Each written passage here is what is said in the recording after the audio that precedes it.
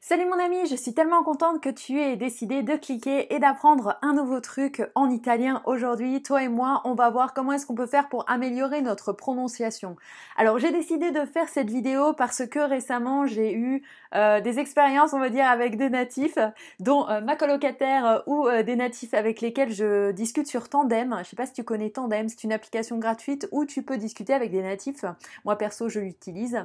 Et souvent j'ai eu les remarques du ça se prononce pas comme ça ou non je comprends pas. Enfin bref, aujourd'hui on va voir comment est-ce qu'on peut améliorer notre prononciation. Alors on y va, c'est parti.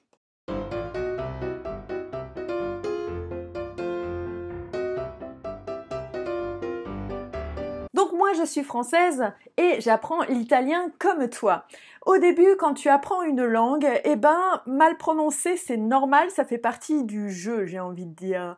Quand tu commences quelque chose, peu importe ce que ça soit, tu commences la danse classique, tu décides d'apprendre le tir à l'arc, tu décides d'apprendre à faire du parapente, peu importe, la cuisine, ce que tu veux. Tu commences à faire quelque chose au début, tu es comme un petit bébé qui décide de suivre un chemin pour acquérir les compétences. Ok?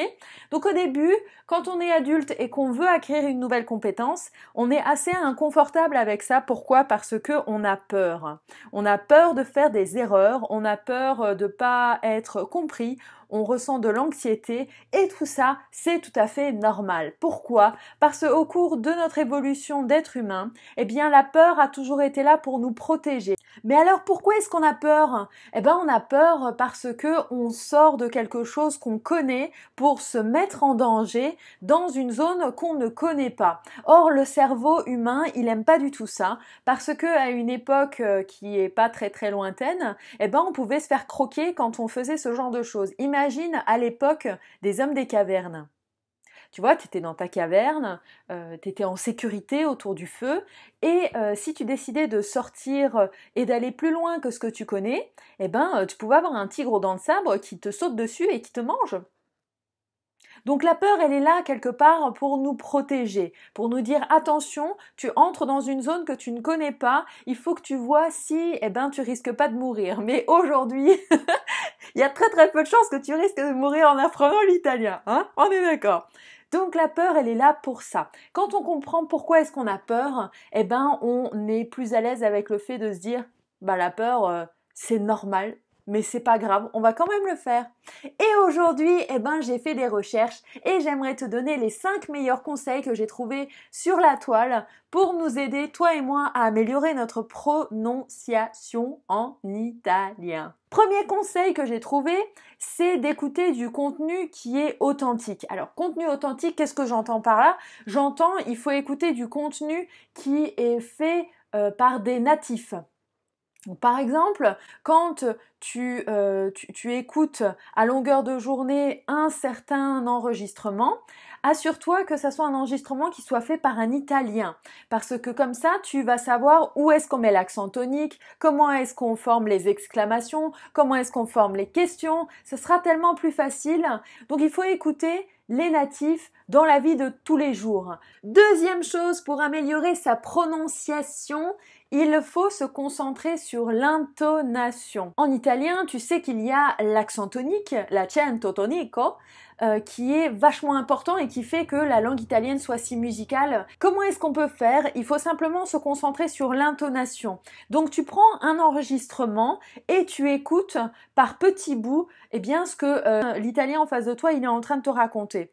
Donc le mieux du mieux c'est quoi? Tu prends une vidéo YouTube avec des sous-titres, tu écoutes ce que l'italien est en train de dire en te concentrant sur l'intonation en tant que telle. Pour aider à ta prononciation, il faut que tu prennes en compte toute la phrase. Si tu prends juste un mot par mot, ça va pas aller parce que en fait, parler, on le fait pas mot à mot. L'intérêt d'une phrase, c'est d'exprimer une idée. Donc, quand tu as une phrase, ça peut être de l'impératif, ça peut être une question, ça peut être une déclaration. Donc, en fonction de l'intention que tu veux donner dans ta phrase, tu vas pas mettre le même ton. Or, si tu utilises chaque mot l'un après l'autre, ça va complètement perdre de son sens. D'accord? Donc, il faut vraiment se concentrer sur l'intonation en tant que telle. Le mieux du mieux, c'est de pouvoir écouter dès que tu as un temps de libre, un podcast fait par un natif italien pour pouvoir vraiment entendre la musique de la langue. Troisième point, après, on écoute du matériel fait par les natifs d'aujourd'hui, donc du matériel qui est authentique de la vie de tous les jours. Et le deuxième point, on se concentre sur l'intonation en écoutant beaucoup. Troisième point, c'est améliorer sa prononciation en singeant les Italiens. Alors en singeant, pas comme le singe, hein, bien sûr, mais en mimant en fait tout ce qu'ils font. La culture italienne, ça se voit aussi dans le non-verbal. Donc il y a les expressions au niveau du visage, il y a les expressions au niveau des mains, bien sûr, et il y a la façon de tenir la bouche. Tu pourras, et c'est ce que j'ai pu observer moi aussi quand je regarde des vidéos YouTube, tu pourras voir énormément de choses sur le visage des Italiens quand ils s'expriment. Donc en les singeant, comme un enfant ferait au tout début de sa vie lorsqu'il est avec ses parents, quand il voit sa mère et son père, il va les singer au début pour apprendre. C'est la même chose pour nous quand on apprend l'italien. Il faut singer tout simplement ce que les Italiens en face de nous disent et font. Souvent, quand on est débutant, on fait l'erreur suivante, on veut diversifier, on veut apprendre le plus possible. Mais le problème, c'est que à apprendre comme ça, on retient rien parce que on écoute différents podcasts ou différents films, mais notre mémoire, elle fonctionne pas au plus grand nombre de choses que tu vas couvrir. Elle fonctionne par la répétition.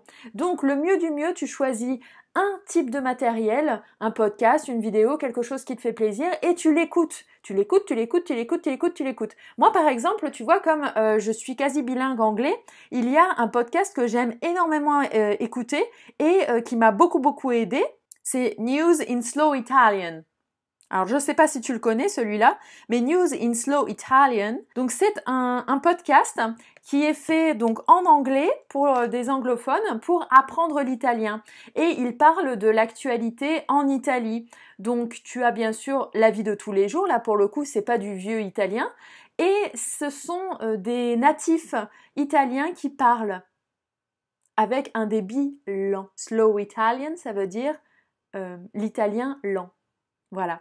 Donc moi, c'est mon truc. C'est un podcast que j'aime beaucoup. Si vous savez aussi l'anglais, c'est un podcast que je vous conseille. Quatrième chose qui rejoint le point numéro 3, c'est de se concentrer sur un ou deux types de matériel plutôt que d'écouter plein de trucs différents. Surtout quand on est au début de son apprentissage, moi, ce que j'ai remarqué, c'est que au début, j'ai fait l'erreur que tous les débutants font, c'est que j'écoutais une émission par-ci, une émission par-là. Oh, ça a l'air intéressant. Du coup, j'écoutais plein de trucs et j'avais plein de voix différentes qui me parlaient italien. Le problème, c'est que je finissais par mélanger pas mal les pinceaux et l'Italie, c'est un pays avec 20 régions, du Piémont à la Sardaigne en passant par la Toscane, la Sicile, la Campanie, salut l'Italie. C'est 20 régions et c'est autant d'accents et de dialectes. Donc, pour résumer, quand tu es débutant en italien, utilise du matériel qui soit authentique, donc aujourd'hui de l'italien moderne, que tu te passes en boucle avec juste une ou deux voix. Voilà. Comme ça, au bout d'un moment, qui est dépendant de chaque personne, tu vas finir par pouvoir aller au niveau supérieur et tu pourras élargir tes horizons. Alors, quand j'ai fait ces recherches, ça m'a fait complètement sens. Pourquoi ? Parce que je me suis rappelé de quand on passe par tous les stades de la vie différentes. Tu sais, quand on est un petit enfant, on apprend la langue française là pour le coup, et on est juste avec nos parents ou nos frères et sœurs. Donc c'est un cercle très restreint. Au bout d'un moment, on finit par maîtriser la langue française et puis on va à l'école. On élargit le cercle. On commence par la maternelle et puis on va au primaire. Et petit à petit, plus on est indépendant dans la langue française et plus on élargit notre cercle. On finit par aller à l'université quand on a 18 ans et à partir en voyage après, donc à s'ouvrir à d'autres langues. Donc une fois que l'on est vraiment au stade tout début, il faut rester dans un tout petit cercle. Tu vois, c'est ça qui est important en fait. Il faut suivre la logique du processus d'apprentissage comme on l'a fait au tout début de notre vie quand on était enfant en fait. Cinquième chose que je voulais te dire pour améliorer ta prononciation, c'est qu'il faut célébrer les erreurs. Les erreurs sont une victoire et les erreurs ne doivent pas être vues comme quelque chose de négatif. Pourquoi? Parce que les erreurs, dès que l'on apprend quelque chose, elles sont indispensables. Parce que si tu sais pas qu'il faut pas faire comme ça, mais comme ça, comment tu avances dans la langue? Tu peux pas. Donc faire une bêtise, dire une bêtise, oublier un mot, pas mettre le bon accent tonique sur la bonne syllabe, c'est normal, ça fait partie du deal. Donc le truc c'est que quand tu vas discuter avec des natifs, ils vont te reprendre de façon plus ou moins gentille, ça dépend hein, bien sûr. Mais il faut faire des erreurs. Dans l'apprentissage, c'est comme ça, c'est normal. Et tous les Italiens avec qui j'ai fait des erreurs en langue ont toujours été d'une grande bienveillance parce que ce qu'ils aiment, c'est que tu parles leur langue, tu montres que tu fais l'effort de parler italien et ça les touche vraiment. Je te citerai une citation de Nelson Mandela qui disait « Lorsque tu parles à un homme dans une langue qu'il comprend, tu parles à sa tête, mais quand tu lui parles dans sa langue, tu parles à son cœur. » Et ça, c'est vraiment tellement représentatif. À chaque fois que j'étais avec des natifs et que j'essayais de parler leur langue, ils se montraient toujours d'une grande bienveillance. Donc n'aie pas peur de faire des erreurs, au contraire, c'est une bonne chose de faire des erreurs. Moi, à chaque fois que je parle avec ma colocataire Laura, qui est de Bergamo, et que je lui dis quelque chose qui va pas, je commence à voir sur son visage qu'elle n'a pas toujours bien compris ce que j'essayais de lui dire, mais elle me reprend et c'est ça qui est bien, c'est que au final, les natifs, ils vont te dire tout simplement non, c'est pas comme ça, c'est comme ça, et tu finiras par te corriger. Parce que dans le processus d'apprentissage, ce qui compte, c'est qu'au début, on fasse plein d'erreurs et on finit par acquérir des connaissances. Et ces connaissances font que, au final, on fait de moins en moins d'erreurs parce qu'on s'auto-corrige en fait, si tu veux. Donc plus t'es bon dans un truc, plus tu t'auto-corriges parce que tu sais quelle est la bonne marche à suivre. Mais au début, il faut faire des erreurs. Et cosy. Le cours est maintenant terminé, j'espère que le sujet t'a plu. Si ça t'a plu, mets-moi un petit pouce si tu regardes cette vidéo sur YouTube. Abonne-toi à la chaîne YouTube si c'est pas encore fait. Et si tu es en train d'écouter cet enregistrement sur une plateforme de podcast, n'hésite pas à noter le podcast et à mettre un commentaire, comme ça je sais comment je peux vous gâter, comment je peux améliorer les cours. Et moi je vous dis à demain pour une nouvelle leçon. Ciao!